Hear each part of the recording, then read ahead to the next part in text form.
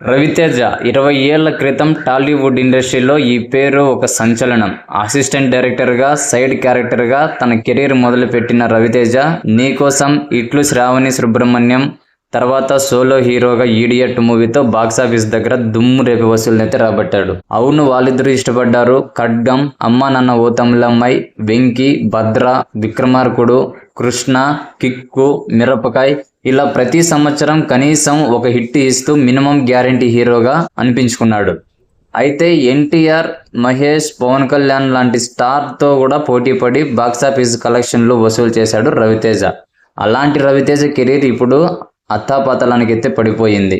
దానికి కారణం ఏంటి చెప్పబోయే ముందు మూవీ అప్డేట్స్ మరియు రివ్యూస్ కోసం మన ఛానల్ని తప్పకుండా సబ్స్క్రైబ్ చేసుకోండి.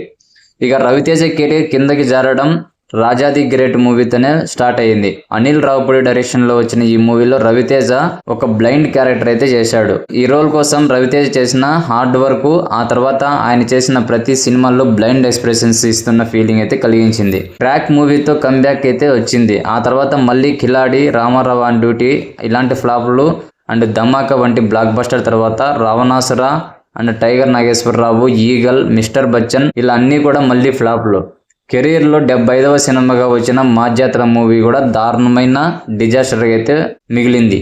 ఓపెనింగ్స్ పైన కూడా ఆ ఎఫెక్ట్ బాగా పడింది. నవంబర్ 1న రిలీజ్ అయిన 'మాజాత్ర' మూవీ ఫస్ట్ రోజు 3.06 కోట్లు వసూలు చేసినట్లుగా అంచనా అయితే ఉంది. ఇది రవితేజ గత సినిమా 'మిస్టర్ బచ్చన్' కంటే చాలా తక్కువ. హరిశంకర్ డైరెక్షన్ లో వచ్చిన 'మిస్టర్ బచ్చన్' మూవీ ఫస్ట్ రోజు 5.3 కోట్లు అయితే వసూలు చేసింది. ఇక 'మిరపకాయ్' తర్వాత వరుసగా ఒకే రకమైన సినిమాలు చేస్తూ వచ్చాడని రవితేజపై ట్రోల్స్ వచ్చాయి. అయితే రవితేజ రూట్ మార్చుకొని ప్రయోగాలు చేయడానికి ఇష్టపడలేదు. తన స్టైల్ సినిమాలే జనాలకు నచ్చుతాయని గుడ్డిగా నమ్మాడు. అది కరెక్ట్ కాదని ప్రతి సినిమాకి ప్రూవ్ అవుతూనే వస్తున్నా తన స్క్రిప్ట్ సెలక్షన్ లో మార్పులు చేయడానికి బదులుగా డైరెక్టర్లను మారుస్తూ వచ్చాడు. ఇక 'కిలాడి' నుంచి 'ఈగల' వరకు రవితేజ చేసిన 'రావణాసుర', 'టైగర్ నాగేశ్వరరావు' కథలన్నీ ఇంచుమించు ఒకేలా ఉంటాయి. ఫస్ట్ హాఫ్ లో హీరోని నెగిటివ్ షేడ్స్ లో చూపించి సెకండ్ హాఫ్ కి వచ్చేసరికి మంచివాడిగా మార్చేయడమే ఈ సినిమాల్లో కథ. కొన్నింట్లో బైకులు, ట్రైన్స్ మీద చేజులు, మరికొన్నింట్లో గన్స్ పేల్చడంలో వెరైటీ స్టైల్స్, అంతే తేడా. అయినా సరే రవితేజ ఎలా ఒప్పుకున్నాడు, జనాలకు నచ్చుతుందని ఎలా నమ్మాడు, రవితేజ ఫ్యాన్స్ కూడా అర్థం కాదు ఈ విషయం.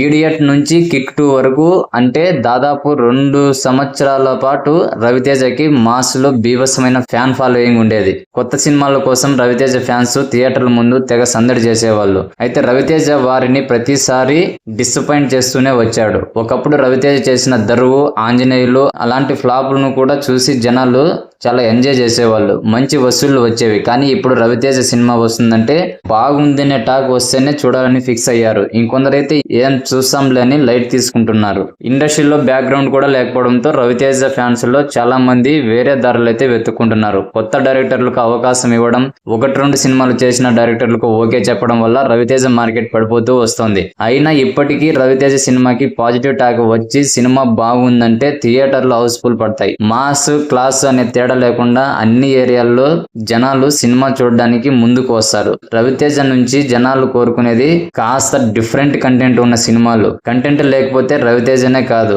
ఏ స్టార్ హీరో సినిమా అయినా సరే జనాలు చూడడానికి రెడీగా అయితే లేరు. కానీ సంవత్సరానికి ఒక గ్యారంటీ హిట్ కొట్టిన రవితేజ ఇలా ఓపెనింగ్స్ తెచ్చుకోవడానికి కూడా కష్టపడే రోజులను ఎదుర్కోవడం అంటే ఆయన ఫ్యాన్స్ అయితే తట్టుకోలేకపోతున్నారు. రవి అన్న ప్లీజ్ కాస్త మా వైపు కూడా చూడు అనే రేంజ్కి అయితే వచ్చారు ఫ్యాన్స్. సో ఓవరాల్ గా దీనిపై మీ కామెంట్ చేయండి. అలాగే మూవీ అప్డేట్స్ మరియు రివ్యూస్ కోసం మన ఛానల్ని తప్పకుండా సబ్స్క్రైబ్ చేసుకోండి.